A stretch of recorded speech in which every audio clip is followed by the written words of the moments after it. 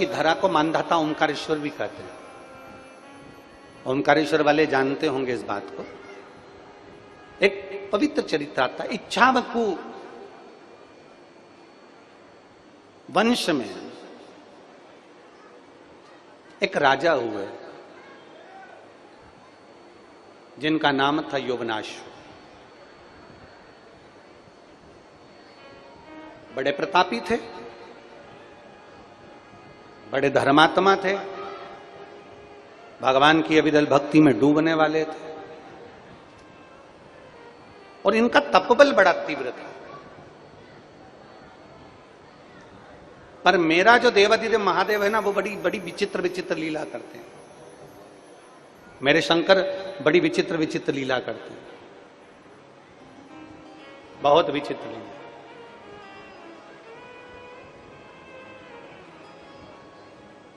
अब शिव महापुराण की कथा कहती है, हमारे भजन पर, हमारी तप साधना पर, हमारे भोजन का बड़ा प्रभाव पड़ता है।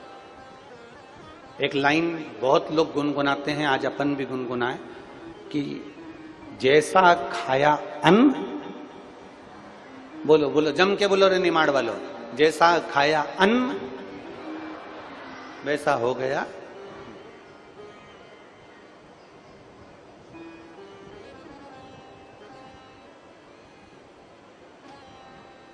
जैसा खाया अन्न वैसा हो गया।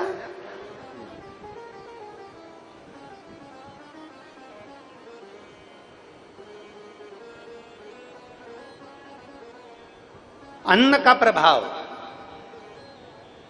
एक चरित्र आता है, एक राजा थे, एक सेठ था, और वो सेठ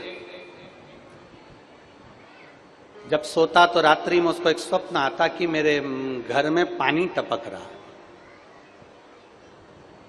अब ऐसा सपना तो आप लोगों को भी हर कभी आता रहता होगा, कोई ना कोई स्वप्न आप लोग देखते ही रहते होंगे।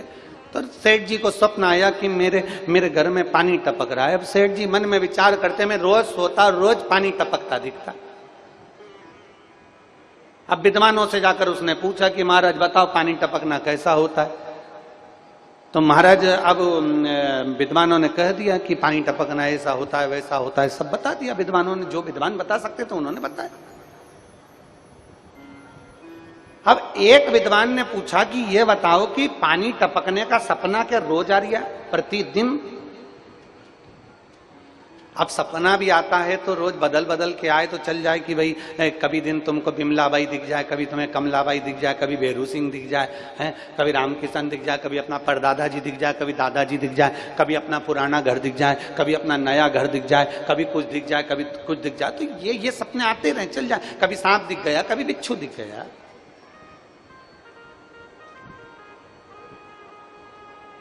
ये सपना तो आता रहता है।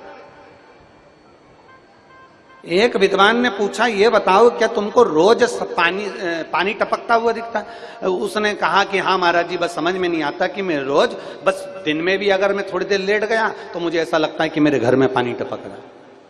मैं रात को भी सो गया तो सपने में आता है कि पानी टपक रहा है। मेरा अच्छा खासा बंगला, 4 मंजिल की मेरी बिल्डिंग, अब इसमें पानी कहां से टपकेगा गुरुजी, मेरे को समझ में नहीं आया। गुरुजी ने कहा अच्छा अभी जा, मैं तुझे बाद में बताऊंगा, जा। अब वो सेठ जी चले गए और सेठ जी गए तो वो जाते जाते जाते जाते 3-4 दिन बाद फिर वो अपने मित्र को लेकर संत के पास आ गए। गुरुदेव गुरुदेव गुरुदेव। गुरुजी ने पूछा क्या हुआ? कि वो पानी टपक रहा अभी भी।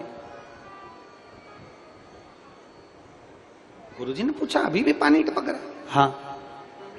पक्का? हाँ। अब गुरुजी ने पूछा एक बात बता, तू रोज तुझे पानी टपकता दिखता है सपने में, अब तू मुझे बता कि तेरे घर में कौन कौन रहता है? तो कहा गुरुजी मेरी पत्नी है, मेरा बेटा है, मेरी बेटी है, मेरे माता है, मेरे पिता है, मेरे घर में नौकर है, चाकर है, सब है। फिर गुरुजी ने पूछा अब ये बता भोजन कौन बनाता है? तो सेठ जी ने कहा एक भोजन बनाने वाली बाई आती है माता जी, और वो भोजन बनाती है। अच्छा ठीक है, भोजन बनाती है वो? हाँ ठीक है। और तू भोजन करता है? बिल्कुल। घर का कोई व्यक्ति भोजन नहीं बनाता? नहीं, मेरी पत्नी परोसती है, पर भोजन वो बाई बनाती है, भोजन वो मां बनाती है। ठीक है। अब संत ने कहा एक काम कर, आज तू घर जाना और वो भोजन वाली जो माँ हो ना, भोजन वाली जो बई हो, उससे जरा बैठकर बात करना कि माँ एक बात बता, तू कुछ दुखी है क्या, तुझे कोई तकलीफ है क्या, तुझे कोई कष्ट है क्या। उसने कहा इससे क्या होगा महाराज जी। तो सेठ जी से कहा सेठ तू जरा जाकर मालूम तो कर। अब सेठ जी गए, भोजन बनाने वाली माँ जब भोजन बना रही थी, भाई जब भोजन बना रही थी, सेठ जी उसके पास में गए और जाकर पूछ लिया, माँ एक बात बता, तू भोजन बनाती है, तेरे को कोई कष्ट है क्या, तेरे को कोई दुख है क्या, तेरे को कोई तकलीफ है क्या। इतने में बूढ़ी माँ रोती हुई बोली, मैं क्या बताऊं सेठ जी, मेरा घर, बारिश का समय, 3 बच्चे मेरे, और वो घर में छपरे में से पानी दिन भर टपकता रहता है, मैं उसके टेंशन में इतनी रहती हूं, मेरे बच्चे गीले होते रहते हैं, मैं कैसे उनको सुलाऊं, ये मेरा दुख है।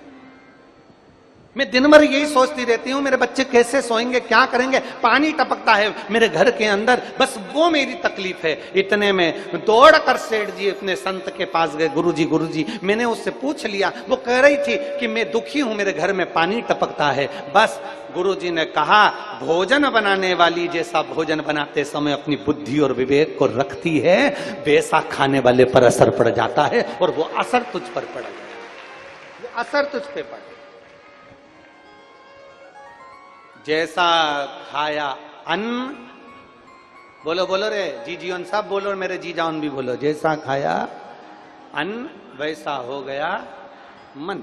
जिस दिन आपको क्रोध आ रहा है, जिस दिन आपके मुख से अपशब्द निकल रहा है, जिस दिन आपके मुख से गाली निकल रही है, जिस दिन आपके मुख से बद्दुआ निकल रही है, जिस दिन आपके मुख से आड़े टेढ़े शब्द निकल रहे हैं, जिस दिन आपके मुख से अपशब्द निकल रहे हैं, जिस दिन आपके मुख से किसी के लिए आड़ा टेढ़ा निकल रहा है, समझ लेना हमने किसी ऐसे वैसे के घर का अन्न खा लिया, इसलिए हमारे मुख से आज अपशब्द निकल रहे हैं, हमारे मुख से आड़े टेढ़े वचन निकल रहे हैं, हमारे मुख से अपशब्द निकल रहे हैं। हमने किसी के यहाँ का कुछ ऐसा खा लिया, किसी के यहाँ का कोई पदार्थ आ गया, किसी के यहाँ का कोई भोग आ गया, किसी के यहाँ का कोई वस्तु आ गई जिसको हमने ग्रहण कर लिया, जिसके कारण आज मुझे क्रोध आ रहा है, जिसके कारण आज मुझे ईर्ष्या उत्पन्न हो रही है, जिसके कारण आज मुझे क्रोध की उत्पत्ति हो रही है। विचार करना, मनन चिंतन करना, बैठ के एकांत में विचार करना कि मैंने किसके घर का अन्न खा लिया जो आज मेरी बुद्धि बिगड़ गई, मैंने किसके घर का अन्न खाया, मैंने किसके घर का भोजन ग्रहण कर लिया जो मेरा विवेक बिगड़ गया, मैंने अपशब्द कैसे कह दिया, मैंने ताने कैसे दे दिए, मैंने गाली कैसे दे दी, मैंने आड़ा टेढ़ा कैसे कह दिया, मैंने क्रोध क्यों आ रहा है।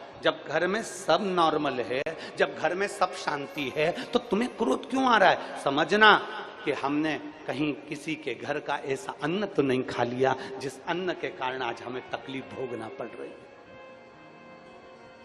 और मत बुरे कर्म कर बंदे वरना पछताएगा, भगवान